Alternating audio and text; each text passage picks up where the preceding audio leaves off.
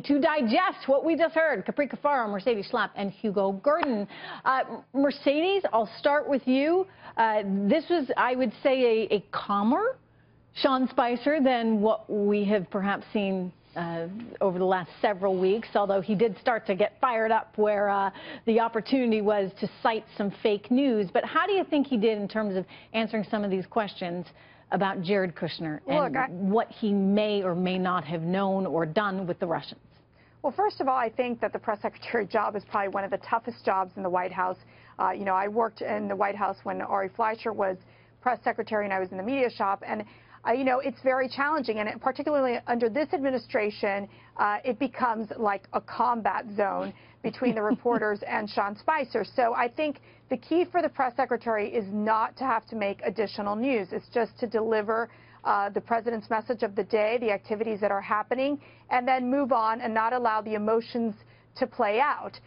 So I think that that's critical. So I think his handling of the Kushner situation is exactly what needed to happen. I think it's very clear that we've seen time and time again back-channel communications occur between, you know, the United States and foreign governments. But with the case of the media, this mainstream media is so obsessed with the Russian narrative that that is where they're going to go every single time. And they're going to, you know, if we know that the president is drinking, if the president is drinking Russian vodka, that would be a story, because that would say he would have ties with the Russians. So it's very, it's interesting to see how, you know, I think he handled it in the right tone to basically say this is what has Capri happened. and I were seated on set, and we were a little surprised that Sean Spicer, mentioned even that dossier, which I should point out, reputable news organizations just were not going near. That was a BuzzFeed thing, an internet publication that perhaps was just looking for tweets.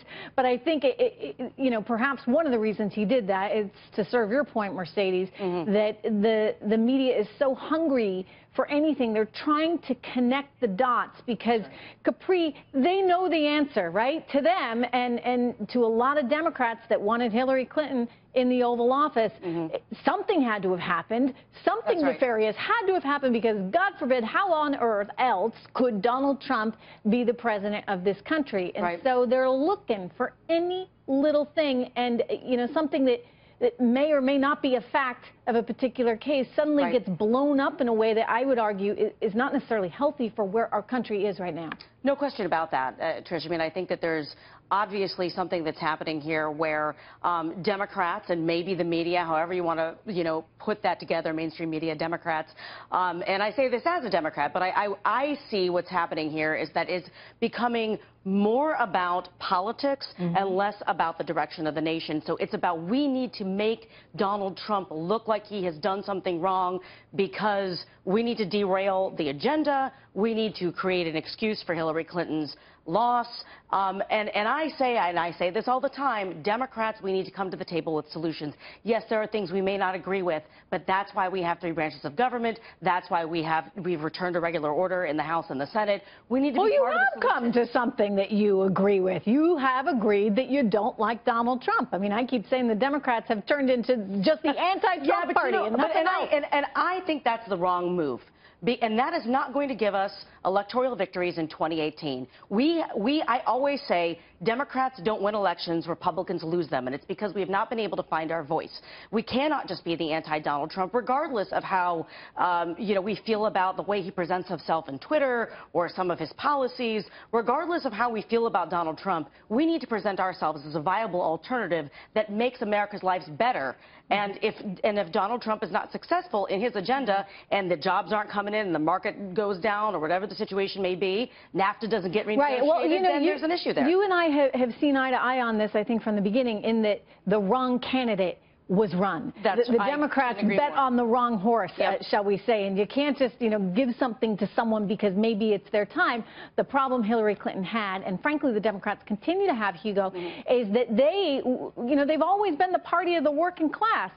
And they abandoned that working class. They became the party of the elites, of Hollywood, of the cool kids, of the 0.01% of the population that's transgender. I mean, in other words, they lost touch with their working class roots. And, I don't know if just being anti-Trump is going to get any of that back.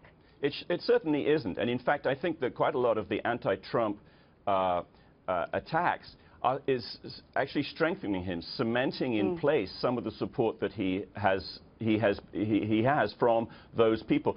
Hillary Clinton did ignore, and we've discussed this before, where she didn't go to several states, and her husband, who was obviously an extremely successful politician and won twice and remains popular, was begging the campaign to go to places like Michigan and the industrial Midwest, and they ignored him. So, yeah, they took those votes for granted, and now they've lost them. Yeah, but there you go. Can I just bring one point here? It's very important that what's missing, and I even think it was a bit missing in Sean Spicer's briefing, is this economic message. The bringing jobs back to America.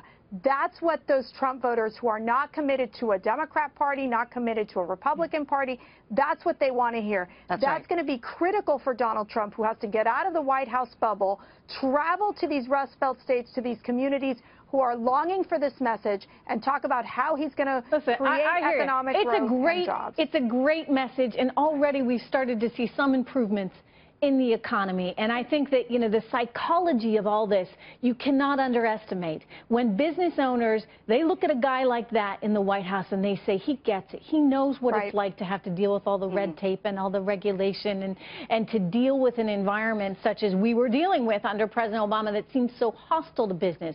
Granted, Donald Trump is the opposite of that. Yet, Capri, the challenge of being the chief executive, if you now would, of the United States of America, is that it also comes with the necessary evil that you gotta appease different parties, right? And different factions. And if you're used to kind of just getting your way, is that a very steep learning curve? You know, I think that it is probably President Trump's largest challenge, for better or worse. You know, he was chairman of an organization that was a privately held company, you know, a family business as well, and came from a family business background with his father as well, which he said he's learned from in the process of building his own empire.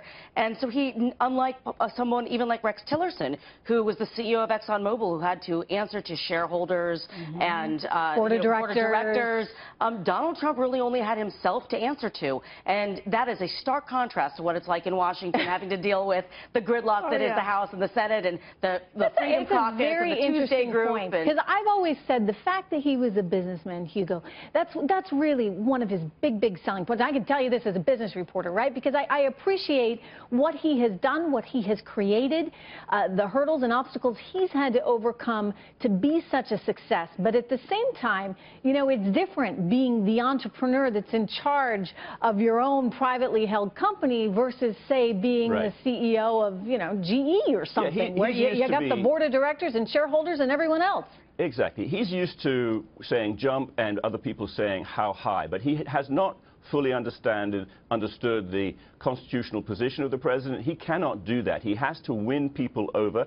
And one of the characteristics of his administration so far has been the rollout of policies, whether it was the first travel ban or whether it was the, you know, waiting for the CBO score of the Obamacare repeal and replace, and they haven't got all their ducks in a row. So what has happened as a result of that is that the Democrats have been able to control the messaging, and he needs to realize that he needs more in place than just his decision.